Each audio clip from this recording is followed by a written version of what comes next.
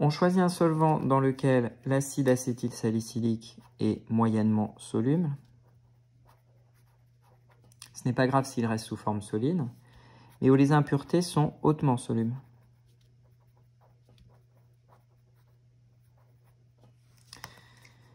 L'étape suivante consiste donc à ajouter 2 glaçons dans ce mélange qui a été chauffé, donc de provoquer un refroidissement. Lors du refroidissement, l'acide acétylsalicylique, qui était moyennement soluble, voit sa solubilité diminuer et n'est donc plus soluble. Je dois donc observer dans le bécher le solvant avec l'acide acétylsalicylique qui se reforme sous l'apparence d'un dépôt solide au fond du bécher ou en surface selon la densité.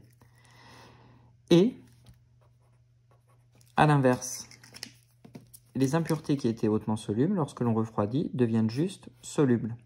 Et donc, elles restent dans le liquide, solubilisé, mise en solution dans le solvant proposé.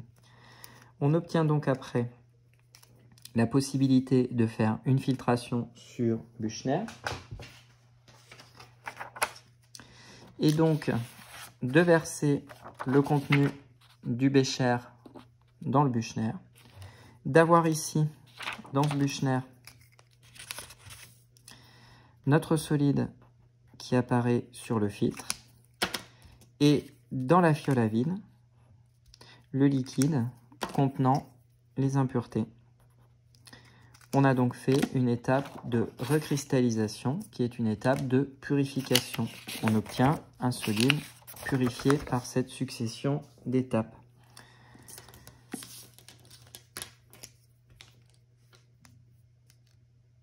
Observation, observation, observation. Masse de la soucoupe, impossible à faire. Exprimer puis calculer la masse finale expérimentale d'acide acétylsalicylique. Donc j'avais noté finalement AA dans le sujet. Je peux rajouter un petit S ici par souci de cohérence avec la correction que je viens de vous proposer. Il suffit de prendre la masse finale de la soucoupe qui contient donc l'acide acétylsalicylique en plus, moins la masse initiale de la soucoupe, et par différence, on obtiendrait directement la masse finale expérimentale de l'acide acétylsalicylique.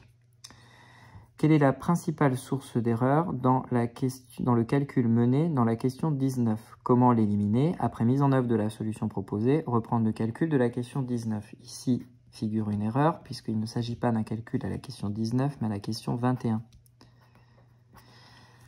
Dans la question 21, la source d'erreur est assez simple. Lorsque je vais récupérer l'acide acétylsalicylique qui se trouve donc sur le filtre, il est encore gorgé en solvant. Donc l'acide acétylsalicylique est impur à cause du solvant résiduel. La solution est donc de se débarrasser du solvant.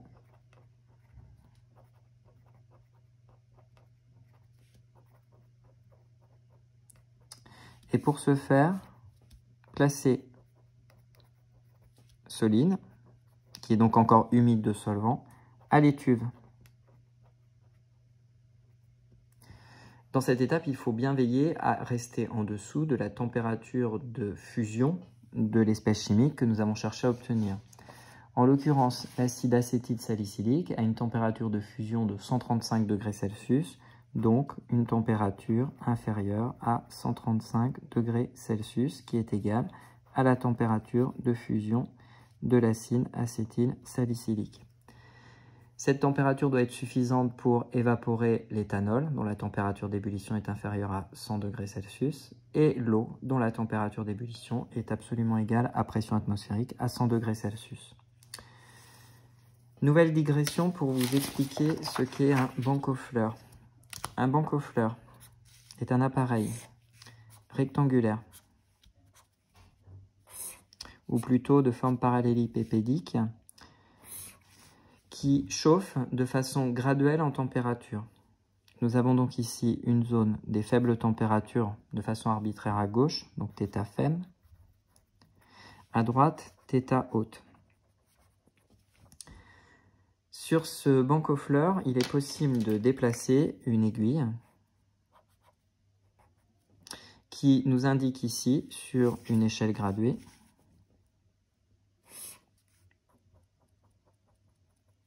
la température. Le problème est que le banc aux fleurs n'est jamais en fonctionnement permanent. Il doit donc être réglé à chaque nouvelle utilisation. Pour faire ce réglage, on prend une espèce chimique dite de référence, dont la température de fusion est parfaitement connue.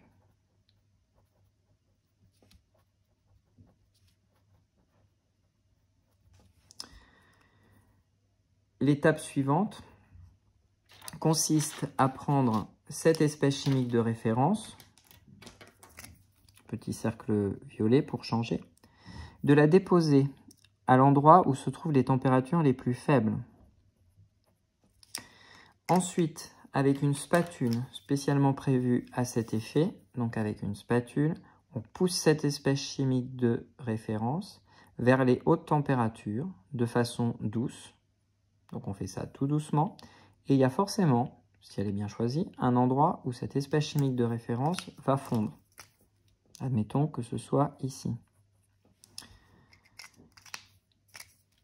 Donc fusion de l'espèce chimique de référence.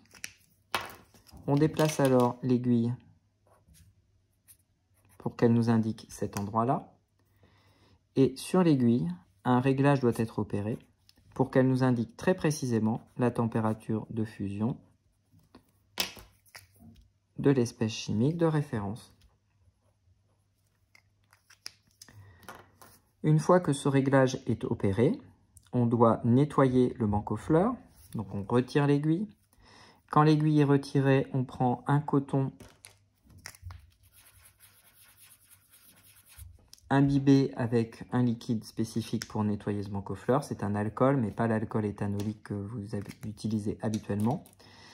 Et vous posez votre coton des hautes températures et vous frottez toujours vers les basses températures. Toujours des hautes températures vers les basses températures. La raison pour laquelle on pratique ainsi, c'est parce que il faut éviter de faire fondre le maximum de produits ou de réactifs, cela dépend, et donc de faire fondre cette espèce chimique. On va plutôt passer des hautes températures, pas plutôt, on va toujours passer des hautes températures vers les basses températures pour éviter de faire fondre un maximum de cette espèce chimique. En poussant vers les basses températures, on limite la fusion de cette espèce chimique.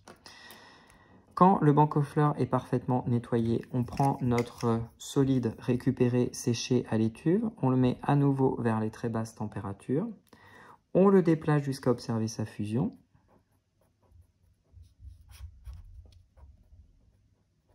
Si fusion il y a, on déplace la petite aiguille qui coulisse à l'endroit idéal et on lit cette fois-ci la température de fusion de notre espèce chimique intéressante.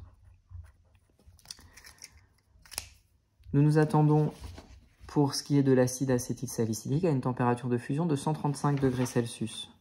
Le choix de l'espèce chimique de référence doit être fait en fonction de l'espèce chimique que l'on a à étudier, dans la mesure où il faut prendre une espèce chimique de référence dont la température de fusion est la plus proche possible de la température de fusion de l'espèce chimique qu'on cherche à tester.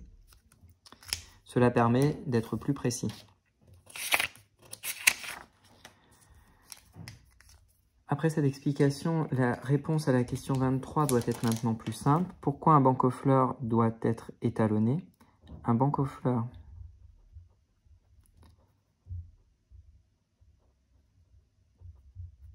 doit être étalonné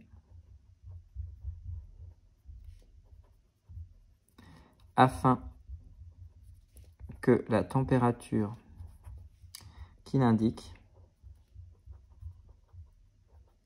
soit bien celle qu'il crée. Notez ci-dessous les 2 points clés à respecter dans l'utilisation d'un banc aux fleurs. Premier point clé, utiliser une espèce chimique de référence de θ-fusion aussi proche que possible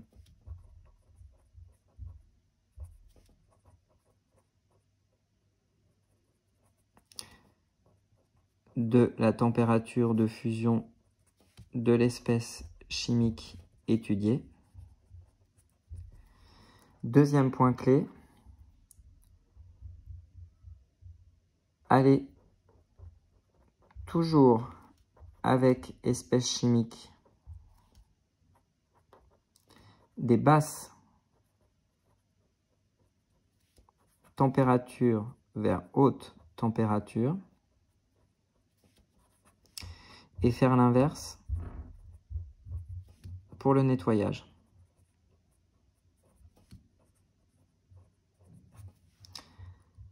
Lire la température de fusion d'acide acétylsalicylique. Donner une expression du rendement de cette synthèse organique. C'est la question 25. Pour le rendement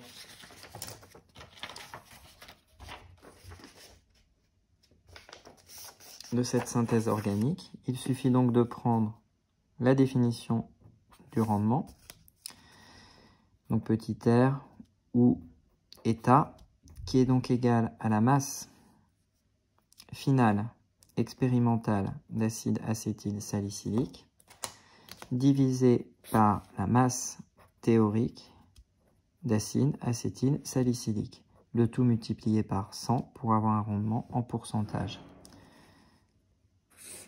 Question 26. Que dire du résultat de la température de fusion obtenue pour l'acide acétylsalicylique? Là aussi, on peut rajouter un petit s. Cette température de fusion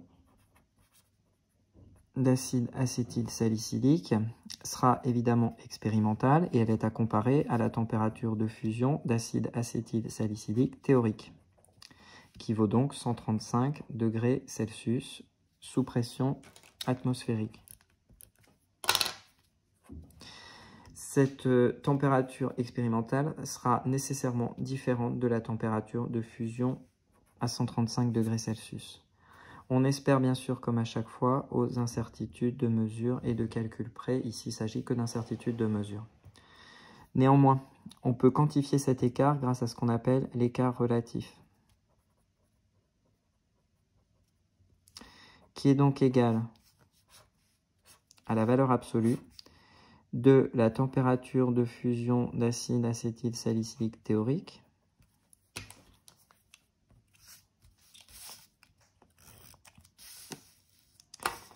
moins la température de fusion d'acide acétylsalicylique expérimental divisé par la température de fusion d'acide acétylsalicylique théorique. Le tout fois 100, là aussi présenté en pourcentage. Le résultat de ce calcul ne donnera pas 0% puisqu'il y a une différence, mais donnera un certain pourcentage. Ce pourcentage est pleinement légitimé par la présence d'impuretés résiduelles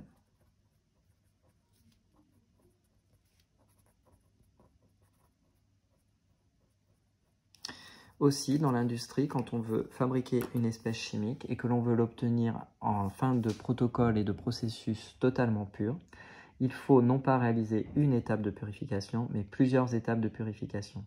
Ces étapes de purification ont comme énorme avantage de générer donc une espèce chimique produit pur, mais ont l'inconvénient de faire baisser le rendement de la synthèse organique réalisée. C'est tout pour cette correction. Au revoir.